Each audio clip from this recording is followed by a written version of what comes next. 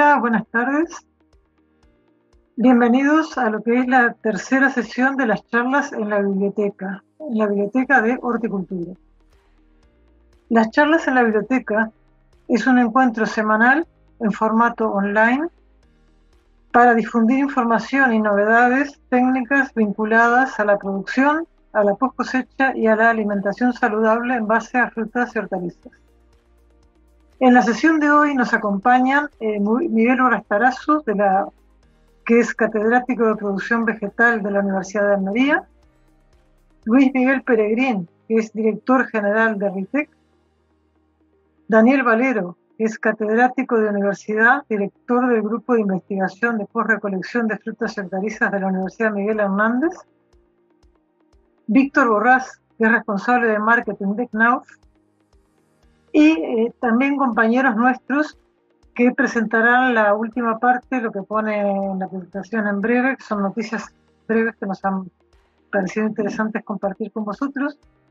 Y será Leandro Olmos, que se ocupa del portal Tecnología Hortícola, y Claudia Conesa, que se ocupa del portal Post Cosecha. También está Paula Navarro, que también comparte con Claudia la parte del portal Post Cosecha. Mi nombre es Alicia Namesnik y doy paso a Miguel Urastarazu, que nos va a hablar de lo que es el tema de la hidroponía actual. Muy bien, buenas tardes. Vamos a empezar por compartir la pantalla. Aquí lo tenemos.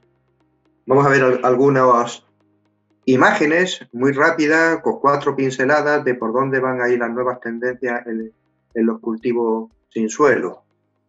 Esto es, como siempre se dice, un tema muy amplio, donde se está trabajando en muchísimos aspectos relacionados directamente con o interaccionando con los cultivos sin suelo, pero hay que hablar de microclima, hay que hablar de calefacción, hay que hablar de otros componentes que están dentro de los invernaderos. Bueno, pues algunas de las ideas en las que se está trabajando en las últimas décadas, pues es una que nace desde muy antiguo. Esto es mantener la energía en los invernaderos es bastante importante, y esto no es una idea nueva, sino que es una idea que nace a finales de los años 80 y 90, se llama INSOLE, que son el acrónimo de invernadero solar enterrado. Esto es una imagen actual que existe en la Universidad de Almería de un invernadero donde solo está la cubierta superior. Pues esta imagen es una imagen muy antigua, de los años 90, que entró en funcionamiento. Hoy se está repitiendo pues 50 años más tarde en diferentes países. Y aquí hay un ejemplo muy bonito de una altura importante de más de 3.000 metros donde se está haciendo el cultivo de las hortalizas, aunque sea de pequeño. Fíjense en la inclinación, que en este caso el norte estaría a la derecha. Bueno, pues se está manteniendo la energía en los pequeños o grandes invernaderos en unas condiciones extremas, solo contando con la luz solar por la parte de arriba. Cuento esto porque parece que es una idea muy novedosa, pero realmente es una idea muy antigua, como se ha visto en las fotografías anteriores. Esto sería una imagen de cómo se conserva la energía en esos altos. Aquí no tenemos tiempo, solo es para mostrar unas imágenes de cómo funcionaría este tipo de sistema. Este tipo de sistema que está, como digo, en estas alturas tan importantes, en la que se está trabajando como método de producción bastante interesante y bastante alternativo. Aquí son unas imágenes simplemente para que se vean. Estas son unas gráficas que demostrarían cómo se consigue el objetivo pretendido de mantener unas temperaturas más o menos estables dentro de unos ambientes de un salto climático pues absolutamente tremendo. Para compararlo, incluso esta idea también se está llevando en China, en unidades muy importantes y muy grande en el aspecto de la superficie en la que se está tomando, es decir, que cubre prácticamente la totalidad de la Tierra. Se está haciendo este tipo de cosas. La otra idea que os quiero mostrar resultaría de algo que también en las últimas décadas se está desarrollando, que son las LEDs, la iluminación artificial. Esto requeriría, y ya me he comprometido con la organización de este tipo de charlas para dejarlo para más adelante, pero no quiero dejar de mostraros unas cuantas imágenes sobre el avance de la LED que se está produciendo en las últimas décadas, que es auténticamente revolucionario e impactante.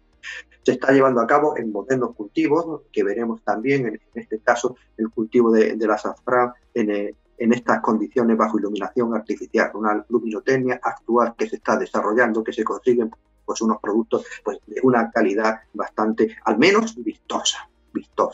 Bueno, y no quiero dejar de mostrar también la idea de que esto se está utilizando y desarrollando con otro tipo de tecnologías, a veces legales, a veces ilegales, porque todos sabemos que esto se está extendiendo a y ya veo que está provocando sonrisas, pero esto es una realidad, está avanzando muchísimo gracias a este tipo de, digamos que de procedimientos no siempre legales. En el mundo de la farmacia hay la parte legal y la parte que va paralela, que se está investigando, y todos sabemos que esto realmente está teniendo una importancia muy, muy importante.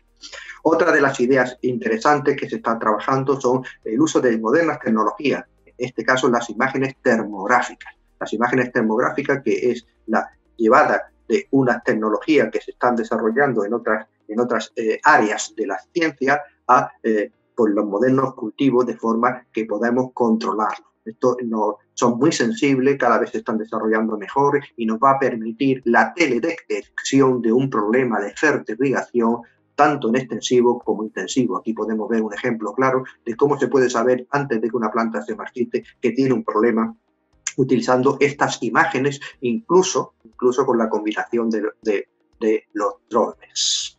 Bueno, pues aquí tengo un ejemplo bastante espectacular de una maceta con un gotero que ha dejado de funcionar, que se detecta casi prácticamente de inmediato. Esto también se lleva a lo que son la formación, lo que es ya el propio contenedor, no solo la parte superior, de manera que estamos teniendo una información nueva, novedosa, sobre cómo funciona en los canales preferentes, los bulbos de riego, que hasta ahora era más difícil de utilizar en otras tecnologías. Por supuesto, es otro ejemplo a este respecto. De manera que hoy se sabe perfectamente cómo puede funcionar, gracias a estas modernas técnicas. Lo que antes eran esquemas más o menos conceptuales, hoy se puede hacer un seguimiento en tiempo real gracias a estas modernas tecnologías que estamos haciendo. Otro aspecto que me ha parecido muy interesante que también se está haciendo, es la contribución, el paso de los cultivos sin suelo a la producción en fruticultura arbórea. De manera que esto es un sueño mío y de otros muchos investigadores, de llevarlo a cabo, un mayor control, llevar los beneficios de ese cultivo a la horticultura arbórea. De manera que muchos compañeros y yo mismo, en nuestro grupo de investigación, estamos trabajando sobre la posibilidad real, comercial, de meter estas tecnologías, no ya solo en la investigación, que siempre se ha hecho, sino que también en una extensión importante. Y este que vamos a poner aquí es un ejemplo muy llamativo que se está desarrollando en Perú. Es muy llamativo porque la superficie de la finca, estamos hablando de 9.500 hectáreas en pleno desierto, donde se está integrando lo que ya existía de una horticultura muy extensiva en cultivos tan interesantes como el arándano. Aquí tenemos el ambiente donde se están desarrollando, que es un ambiente totalmente desértico, para mostrar la imagen de cómo esto se está desarrollando también. Al fondo tenemos una imagen de lo que había. Estamos hablando de una finca impactante, una finca que en su conjunto tiene más de 9.500 hectáreas, que se dice pronto, y resulta que están introduciendo arándano en cultivos sin suelo. Es un sueño, no ya a pequeña escala como se hace en muchos países, incluyendo España, pero se está haciendo realmente con una extensión que es bastante importante. Y los resultados son espectaculares. Al fondo se ve la línea de cultivo normal y en un principio la línea de cultivo en cultivo sin suelo. Otra herramienta, y estoy terminando, es la incrementación o aplicación de ciertas unidades matemáticas, como son el MATLAB o como son las redes neuronales, al incremento del potencial de producción de los cultivos sin suelo como elemento que puede competir, todos sabemos que es de los más productivos y menos ingerente en el medio ambiente. De manera que se están desarrollando, aquí tienen unas imágenes, no me voy a entender obviamente en ellas, pero es solo para que conozcan esta idea. Otra, y esta es la última, antes de dejarle paso a la parte técnica de mi compañero, proyectos de reutilización, de desalación de aguas, ya bien provenientes de agua muy salina o incluso de otros suministros urbanos en general para poder utilizar el agua, que sería desalar el agua de los drenajes, y se están utilizando y empleando muchísimo dinero por parte de Europa en este tipo de proyectos, donde también se está incorporando la energía renovable. O sea, no solo reutilizar, que está muy moderno en la economía recirculante, sino que también estamos utilizando lo que es la energía. Bueno, pues todo esto está complementando a lo que es la jardinería vertical, y esta es la última línea que yo les quiero presentar, donde estamos viendo granjas verticales, jardinería vertical, con un futuro bastante interesante y con un desarrollo tecnológico que a continuación el compañero le va a hablar. Desarrollo tecnológico que nos lleva a hacer agricultura con cultivos sin suelo, no solo la periurbana, sino también dentro del ambiente y lo que también se está denominando indoor. Bueno, pues todas estas técnicas, otro aspecto que ya termino, es la difusión y la formación continua que es necesaria. Esto aprovecho para decir que se sigue haciendo cursos de cultivo sin suelo por muchas universidades, en la nuestra en concreto, donde aquí les dejo la información correspondiente para que puedan acceder a ella. Y esto es una esbozada de por dónde van las líneas de investigación y de desarrollo, lo que se puede llamar estado del arte actual. Y con esto pues doy pie a mi compañero para que hable de algunos de los aspectos técnicos. Perdón, ¿puedo, Luis Miguel, antes de que Miguel deje su tema? Miguel, no me acuerdo si te contamos, en la charla anterior hemos comentado, bueno, mencionamos el curso que tenéis de hidroponías, ¿eh? Por cierto, decirte que nunca he lamentado tanto decirle a alguien que tenga el tiempo acotado, porque has contado un montón de cosas interesantísimas en muy poquito tiempo. No me hubiera gustado en mucho que te extendieras más, pero digo, si quieres comentar algo del curso, dar algún detallito más, ¿sí? Aprovechamos ahora que estás tú, que conoces el curso, lo que dais, ¿sí? Bueno, pues el curso, incluso con la colaboración de empresas, de muchas empresas, de una de ellas va a hablar posteriormente Luis Miguel, de Ritec, es un curso donde se están dando la formación continua de lo que puede ser interesante para un investigador, un técnico o un profesional de campo que esté asesorando, incluso un estudiante de los últimos años, para que se mantenga actualizado o vea por dónde van las nuevas líneas. Es un curso de duración de un mes, donde está pensado una gran cantidad de actividades prácticas, tanto en campo como en laboratorio. Y, en fin, toda la información puede estar recogida en esa dirección, se puede preguntar y ahí se tiene. Pues, Luis Miguel, cuéntanos. Bueno, buenas tardes. A mí me ha tocado hablar de un proyecto de agricultura en un contenedor, agricultura vertical, que hoy está tan de moda. Quiero poner aquí unas imágenes, a ver si soy capaz. Vamos a ver. Vale. Se ve ahora más o menos, ¿no? Sí. Bien, este es el contenedor, lo tenemos en la finca experimental del CEBAS, en Murcia. Y es un proyecto de investigación que se llama HydroLeaf y que, bueno, pues está constituido por varias empresas de aquí de la región de Murcia, de Invernadero, Rufepa, de automatismo, Odin y del propio CEBAS con la Universidad también de Murcia. Y bueno, la verdad es que el reto fue bastante grande porque meter tantos sistemas en un espacio tan reducido, pues costó trabajo, ¿no? Esto es el proyecto para hacer un ensayo de distintas soluciones nutritivas. En este pequeño espacio hubo que meter todos los sistemas, toda la unidad de control hidráulica para preparar en esta parte de abajo, se preparaban las distintas soluciones nutritivas y luego se iba regando los distintos compartimentos. La verdad que tanto el riego como el clima fue bastante complejo, porque las condiciones aquí es todo controlado, 100%, no solamente la iluminación, sino todo lo que es temperatura y humedad de manera continua. Vamos a ver otra imagen. Esta es la imagen del cabezal que nos permitía con una unidad de control pues preparar todas esas soluciones nutritivas regulándole el pH y la conductividad, ¿no? Y los diferentes nutrientes que queríamos. El ensayo era bastante ambicioso, puesto que era un poco poder comprobar las distintas variedades de lechuga y otros productos de hoja y ver también las tendencias en cuanto a la luminosidad. Era compartido, ¿no? Aquí rápidamente, bueno, el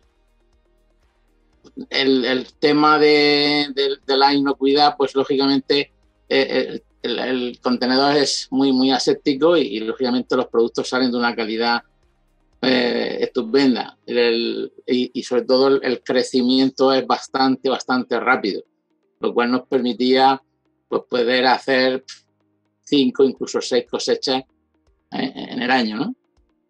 Y bueno, básicamente estamos todavía con este ensayo y estamos un poco, pues eso, determinando para poder hacer, ¿por qué no una unidad que pudiera ser comercial?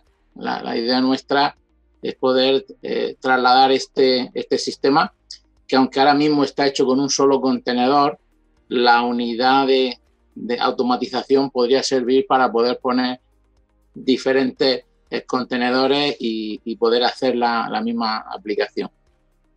La gran ventaja de esto es que, bueno, al final el contenedor es fácilmente transportable, ya no es solamente en zonas climáticas difíciles, sino que puede ser a nivel de recreo. O sea, ¿por qué no el día de mañana, los sábados y los domingos, llegarán contenedores de fruta a el Retiro de Madrid y uno podrá entrar a cosechar sus propias lechugas si quisiera y podérsela llevar a su casa? Y bueno, básicamente ha sido esto, ¿no? No me quiero extender tampoco mucho más, pero la verdad que es un reto muy importante. Lo que está claro es que aquí la optimización del agua es 100%, no se desperdicia absolutamente nada, se recircula todo y los resultados pues son bastante buenos y bueno, y seguimos. Esto lógicamente hay que seguir depurándolo, hay que ver el tema de las luces. La luz es otro mundo totalmente diferente, como ha dicho Miguel Restarazu. La tecnología de LED abre un campo tremendo para poder facilitar y poder acelerar incluso el crecimiento de cada una de las variedades que se pongan. Y eso es más o menos en resumen, Alicia. Sí, Luis Miguel, quería, bueno, perdón, si alguien tiene alguna pregunta, podemos hacerla. Me gustaría tener un comentario vuestro, bueno, de algo que Luis Miguel un poquito nombró. El tema sanidad, aparentemente no hay ningún problema, ¿verdad? Es un ambiente controlado, no... O sea, mis preguntas son sanidad y la luz, o sea, el coste energético, ¿sí? Un poco, bueno, tanto tú como Miguel Restarazu, ¿sí? Que algún comentario sobre eso. A ver, el mundo del LED, lógicamente, ha abierto el campo de la iluminación tremenda porque no es caro el consumo. Sí buenas es cara las luces, que son bastante costosas, pero esto me imagino que como toda tecnología con el tiempo se irá optimizando, irá ajustándose los precios, pero en cuanto al consumo la potencia es bastante baja.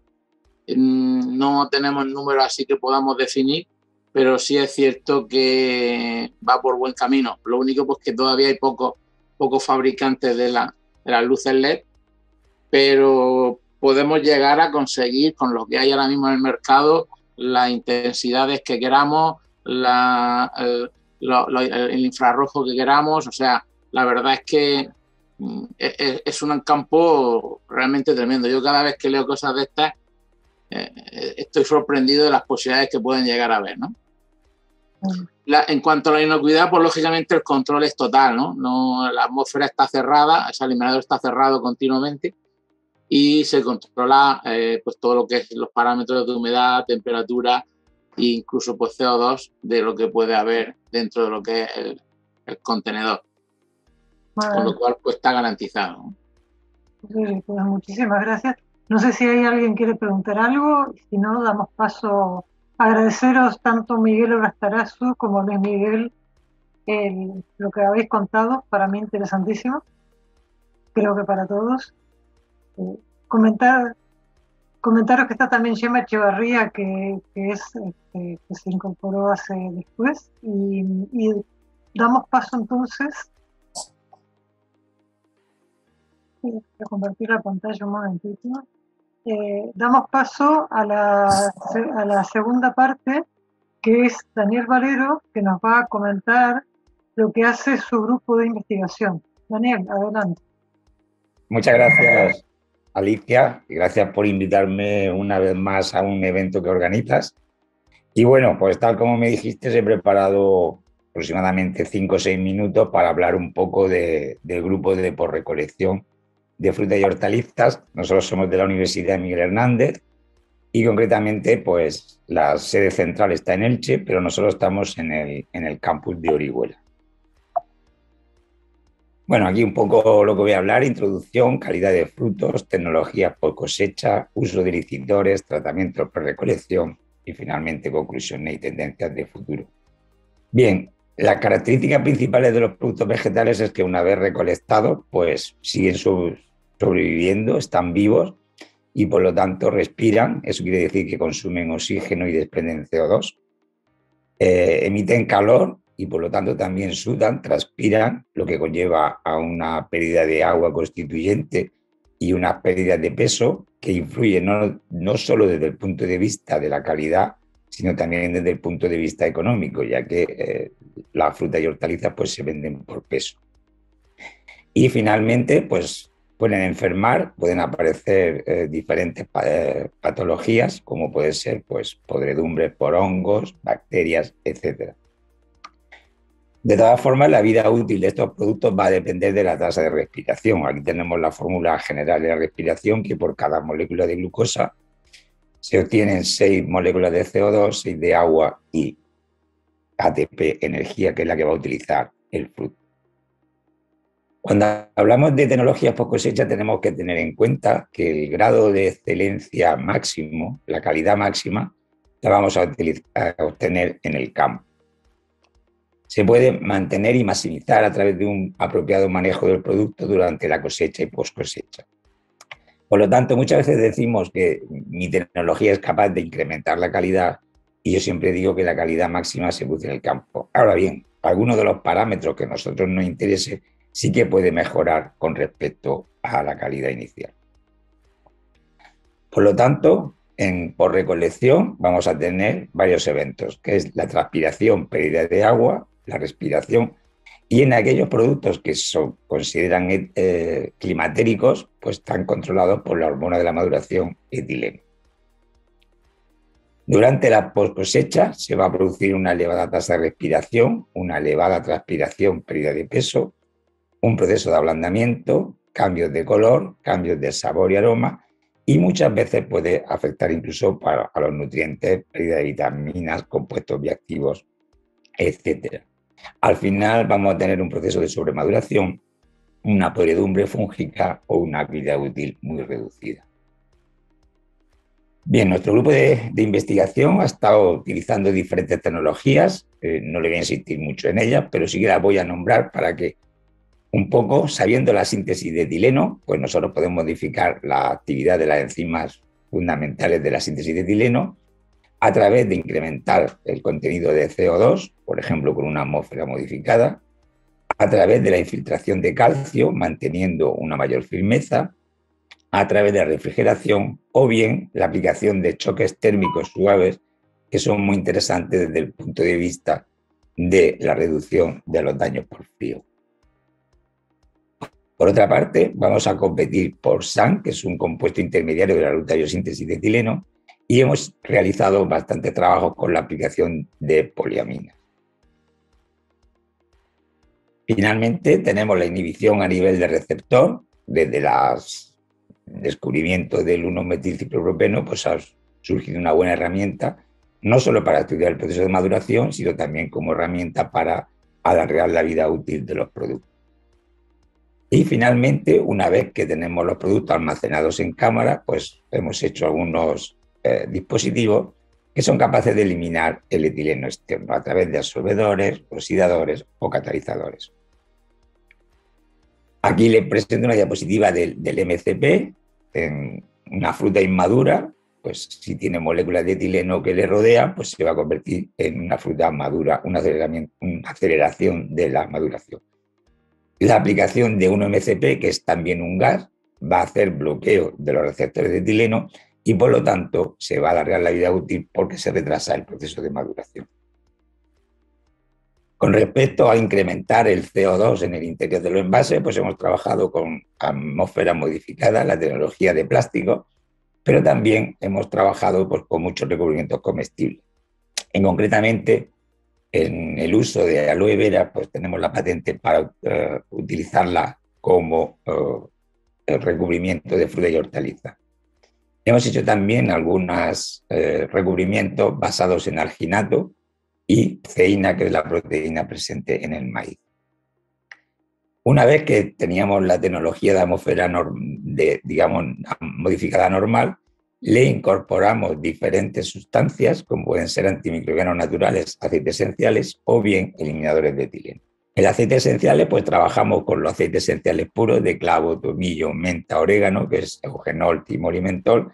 Se lo adicionábamos a los envases sin estar en contacto con el producto y lo que había era pues, una mejora de las podredumbres. En este caso, probamos en uva de mesa y cereza. Como les he dicho, el uso de aloe vera como recubrimiento comestible es una patente que tiene nuestro grupo y que realmente lo que hace es un retraso del proceso de maduración. Y a nivel de cámara desarrollamos un dispositivo que era capaz de eliminar el etileno de forma continua.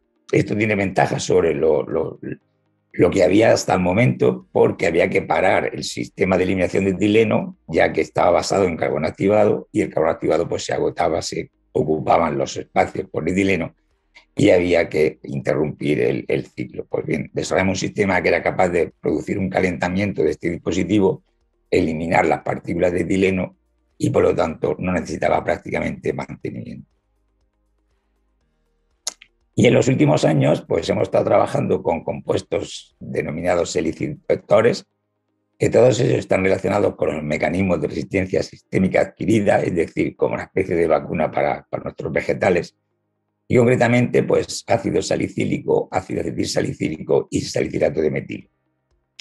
Esto funciona de la siguiente manera. Tenemos una planta que puede estar infectada por un patógeno, sintetiza ácido salicílico, pero también el ácido metilsalicílico, que es volátil, y este volátil viaja a la planta vecina de manera que la predispone a no tener la infección por el patógeno. Bien, pues hemos trabajado con salicilato, concretamente en cereza, en ciruela y también en granada.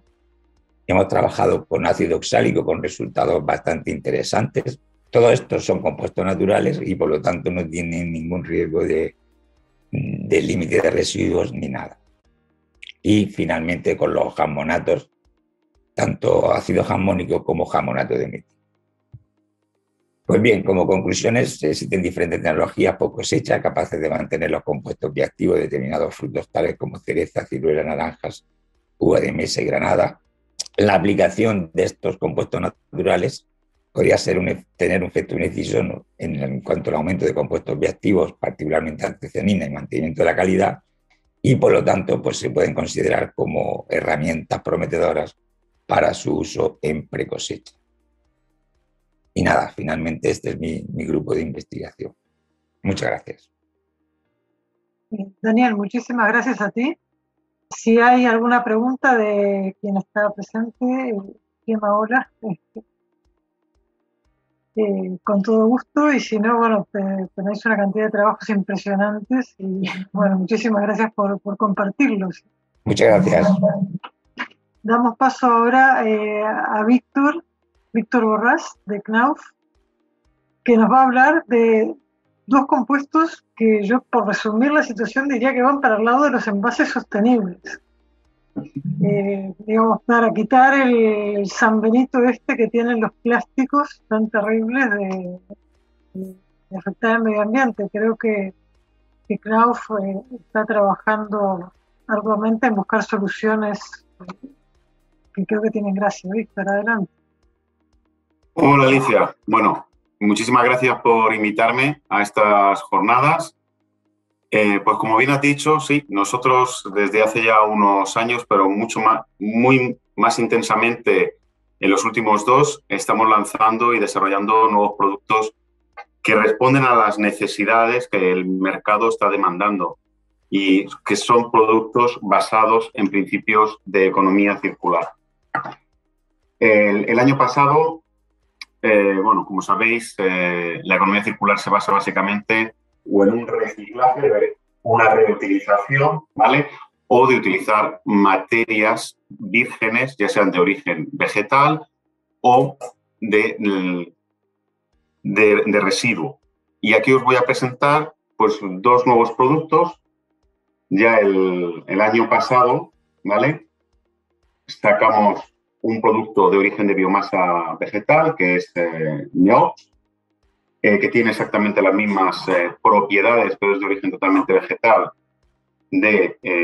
como el poliestireno expandido, utilizado tanto en el sector agrícola como en el sector del pescado. Y este año, como novedad a nivel mundial, hemos sacado, de hecho esta semana, 2 materiales que están basados en residuo plástico, y ahora os explicaré el procedimiento. Y estamos ya para sacar incluso unos plásticos de carácter compostable, que hay muchos en el mercado, pero nosotros siempre apostamos por materiales expandibles. Entonces, si empezamos por el primero, que es Celops, y el segundo, que es TECAPS.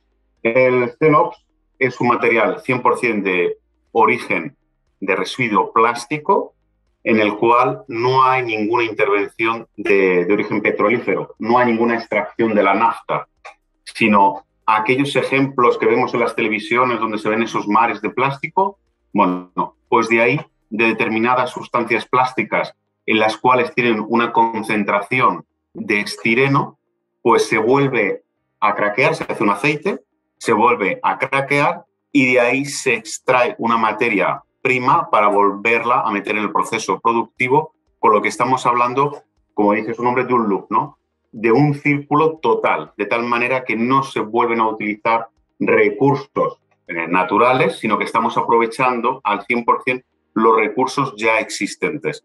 Son productos que provienen de postconsumo. Nosotros en Francia y ahora vamos a empezar en España tenemos lo que se denomina NAO circular, y todos los residuos van a volver, junto con otros de origen que tienen estireno, vuelven a la planta de producción de materia prima, que tenemos una en San Gabriel, en la zona de Bélgica, y de ahí se vuelve a sacar el aceite para volver a producir esta nueva materia plástica.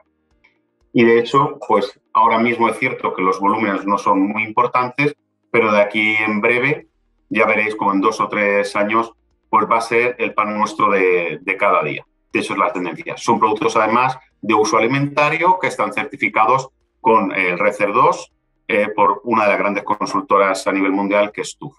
Lo que se me ha olvidado comentar es que, evidentemente, la huella de carbono, que es una de las grandes preocupaciones que tienen las grandes empresas de distribución, las grandes transformadoras, tanto en el sector agrícola como en el sector alimentario, sea para platos preparados, para contener, y las grandes empresas de distribución, pues aquí sacamos un producto donde la huella de carbono le va a reducir. Si ya con Neox lo reducía en un 30%, aquí estamos hablando de que la huella se puede reducir hasta en un 50%. Un material con muchísimas propiedades, como vimos en seminarios anteriores, en relación a la conservación de frutas, de hueso, de vegetales y algunas brasicas, en las cuales estamos trabajando muy intensamente. Bueno, ese es el certificado. Estas son algunas de las plantas que a fecha de hoy están ya validadas y certificadas por RECER 2. En concreto en España tenemos dos, una en Bilbao y otra en Vilafranca. Bueno, los beneficios son los que he estado comentando, ¿vale? Que una de las grandes preocupaciones, porque siempre se dice, oye, no es que cuando se recicla y se reutiliza se hace un downgrading. Un downgrading es que sí se recicla y se reutiliza esa materia plástica, pero no para el mismo uso, es decir, para un uso teóricamente inferior, aunque no es así. Aquí estamos hablando de que esta misma materia plástica vuelve a utilizarse para el propio uso alimentario del cual puede o no puede provenir. Y esto es una grandísima novedad con respecto a otros materiales de origen reciclado plástico. Y con la misma filosofía, y así vamos directos, hemos hecho exactamente lo mismo con RCAP. RCAP es un polipropileno, nosotros tenemos nuestra propia formulación, es un material que se llama Capsil y Caplight. Pues lo que hemos sacado es una reformulación del polipropileno con unas propiedades en las cuales ese propileno también se obtiene de plástico, de reciclado, de plástico, de plástico reciclado, perdón. Las ventajas es como se extrae y se obtiene un aceite que es polipropileno, al final tiene exactamente las mismas propiedades. Hay una ligera diferencia, ¿vale? Sigue siendo apto para microondas, lo podemos meter en lavavajillas, es perfectamente sellable, es espectacular para todo el tema de platos preparados. La única diferencia es que al venir de producto reciclado, los transparentes, ¿no? Pues no son los transparentes que estamos acostumbrados a ver en los lineales. Pero en cuanto a la gama de color, pues podemos tener cualquier color sin ningún problema, inclusive, que es la nueva tendencia, por ejemplo, los negros, pues no tienen ningún origen carbono. De tal manera que otra vez aquí ya estamos hablando de un producto no solamente basado en los principios de economía circular, sino que además es totalmente reciclable y no tiene ningún residuo de carbono, con lo que lo hace pues, de una huella bajísima a la hora de utilizar en nuestros procesos productivos. Y tanto un producto como otro, bueno, en este caso está certificado por el ISCC, que es una de las mayores consultoras de productos de origen plástico reciclado para uso alimentario. El otro lo teníamos con RECER 2 y ambos certificados están reconocidos a nivel mundial. Y la gran ventaja de estos dos grandes productos es que no tenemos que modificar ni nosotros ni nuestros clientes sus procesos habituales de uso, porque tienen exactamente las mismas propiedades. Y un poquito, esto es lo que venía aquí a contaros. No tiene el aspecto tan técnico como mis compañeros anteriores, que eso es súper interesante, pero sí que creo que es muy válido conocer que se están sacando nuevos productos y nuevas materias primas en un momento en donde la sociedad, tanto el consumidor como todos los que pertenecemos a este sector, pues está realmente preocupado de utilizar materiales que tengan una huella de carbono baja y además que sean 100% reciclables sin tener ese origen petrolífero. Esas son nuestras plantas de producción donde producimos el polipropileno. Tenemos 4 en Francia y servimos a toda Europa, incluido en España. Y si alguien tiene pues, un poquito la curiosidad, aquí tenemos, estos son los 2 típicos procesos de reciclaje que se conocen actualmente. Y luego está el tercero, que es el chemcycling, que es justamente lo que se estaba comentando, que es un proceso químico donde se extrae lo que es el aceite, tanto para Celux como para la RCAP, y se vuelve a meter en el proceso de producción, que es el que aquí os voy a mostrar, ¿no? Un momentito. Y así lo entendéis, nos evitamos estos 2 procesos porque va a venir de la disolución del aceite y se vuelve a reincorporar en la línea. Con lo que es un círculo total de la utilización de esos plásticos. Y con esto yo ya he acabado. Víctor, muchísimas gracias. A mí me queda bueno, si hay algún comentario de quienes estamos participando, por supuesto, adelante, sin levantar la mano. Creo que, ¿por qué no te invitaría a hacer un pequeñísimo, brevísimo comentario del plástico que ya tenéis, que es Neops, ¿no? Que es un plástico que ya lo tenéis en el mercado, porque estos son tan novísimos que me parece que todavía no están, ¿no? Es un lanzamiento. Pero están disponibles, a partir de la semana que viene ya están disponibles. De hecho, ya estamos trabajando en ellos, tanto con polipropileno, con RCAP y con Celux. Estamos ya de hecho, con RCAP ya tenemos 2 proyectos y con Celux todavía no, porque el año pasado trabajamos muy intensamente Neops, que es un plástico de origen de biomasa vegetal, que a diferencia de los otros 2, lo que hacemos es de la masa vegetal extraemos, en este caso, la molécula de estireno y la volvemos a craquear. Hay una ligera diferencia porque el otro ya es un aceite que obtenemos directamente del plástico. Aquí hay un proceso muy similar al que estamos acostumbrados, al que oímos con los plásticos tradicionales, ¿no? Que hay ese craqueo. Aquí también hay un craqueo, pero ya no viene de origen petrolífero, sino viene de los residuos de biomasa vegetal, que bueno, se compactan y entonces se hace una especie de aceite y se mete en el mismo proceso en el cual se obtienen las moléculas de estireno para después pues, introducirle el pentano en el caso nuestro, ¿no? Que hacemos materias expandibles. En el caso de otros materiales procedentes como el estireno, como pueden ser pues, los yogures, donde en este caso pues ya no hay introducción de pentano, sino lo que hay es un proceso de laminación. Lo mismo sucede, por ejemplo, con algún producto plástico cristalizado, como podemos conocer los Polisvix, ¿vale? Donde ya veréis que en un proceso, bueno, son otros fabricantes, no somos nosotros, pero bueno, somos un montón de fabricantes del sector plástico que estamos invirtiendo muchísimo dinero para demostrar a la sociedad nuestro grado de implicación en esta nueva economía, pues que la sociedad nos está exigiendo y queremos dar respuesta a esa exigencia. Bueno, pues, Víctor, muchísimas gracias y seguimos, ¿eh? Gracias, muy interesante. Pues muchísimas gracias a todos. Un abrazo, Alicia. Muy bien, hasta luego. Hasta luego.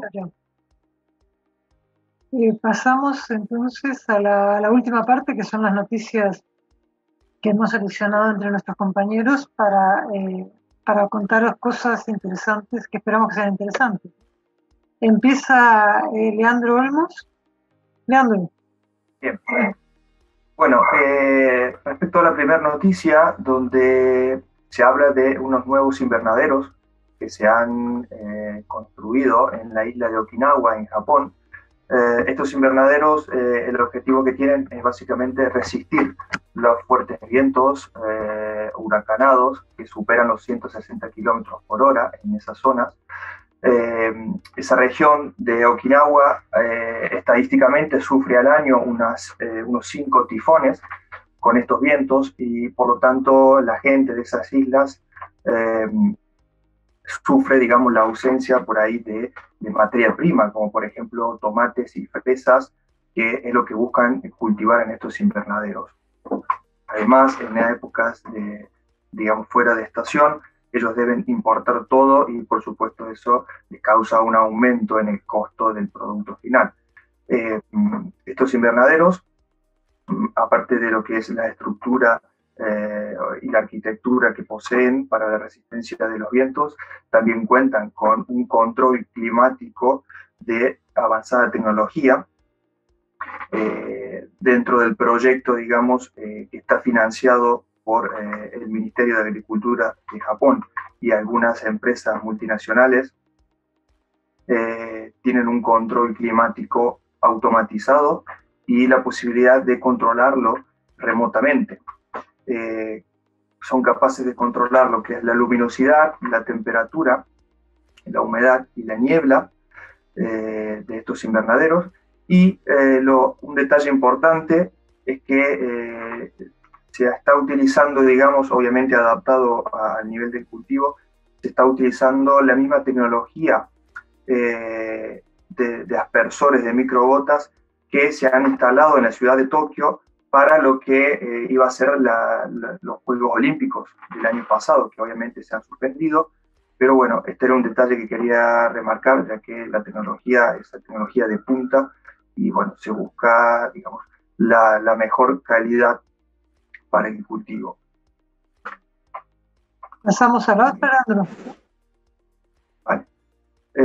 Bueno, la otra noticia, un poco en relación a lo que decía Víctor recién en la última charla sobre los plásticos.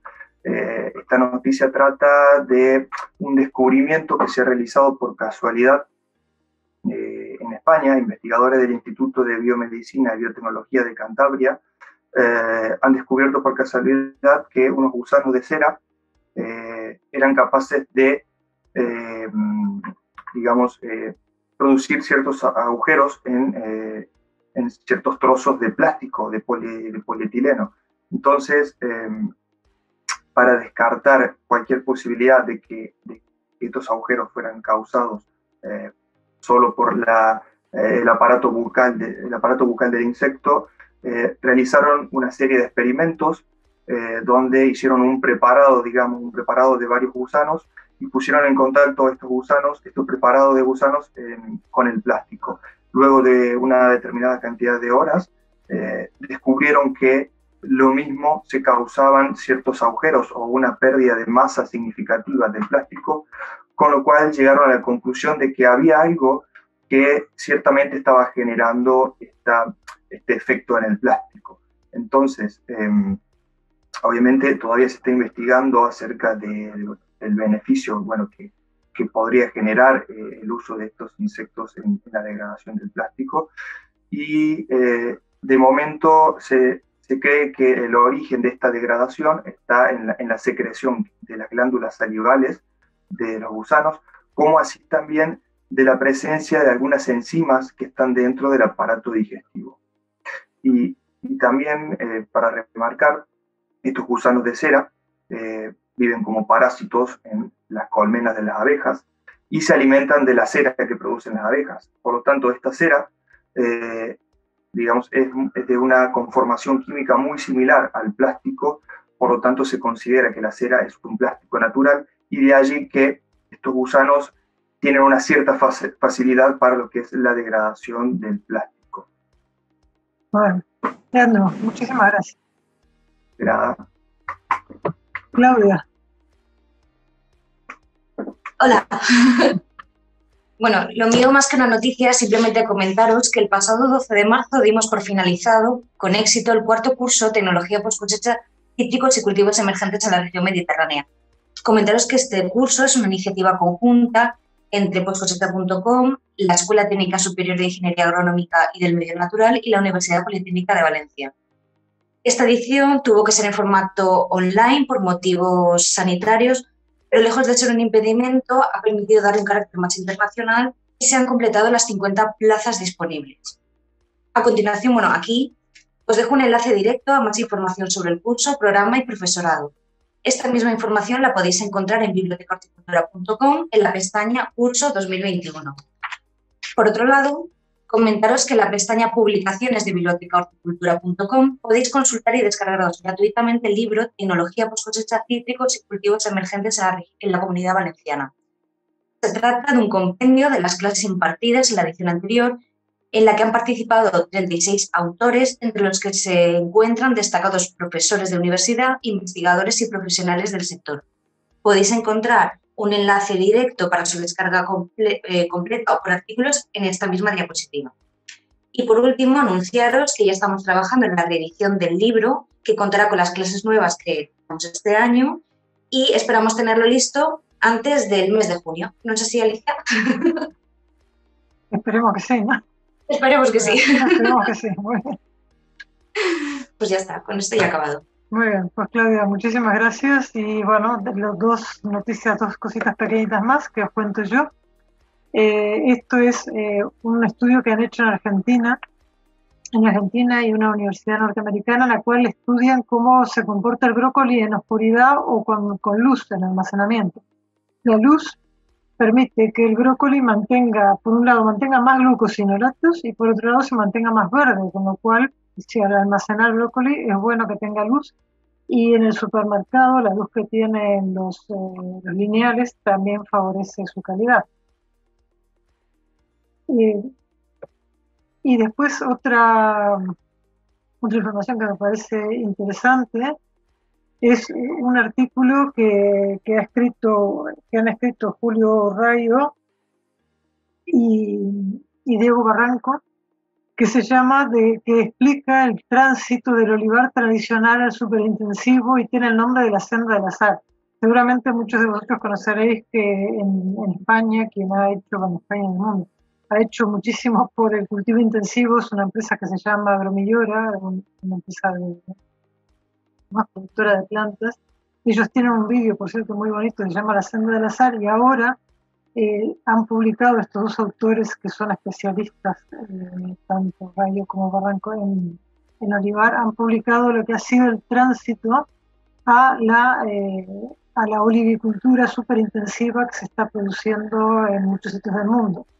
Esto está publicado en una revista que se llama Agromercasei, digamos, entiendo que es por suscripción, pero tenéis el Luis Rayo, tu correo electrónico es, para los que escuchéis el podcast, ag1ralro@uco.es. Entiendo que si alguien quiere leer, se lo solicitáis al autor y con todo gusto os lo enviará.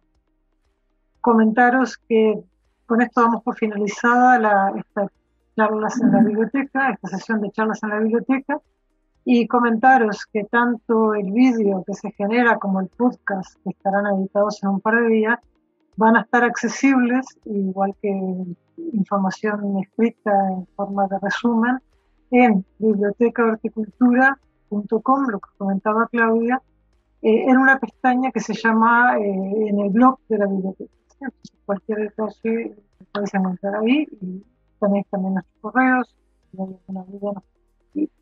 Esperemos que lo hayáis disfrutado y que os haya parecido tan interesante como me ha parecido a mí. Muchas gracias por la intervención. Gracias.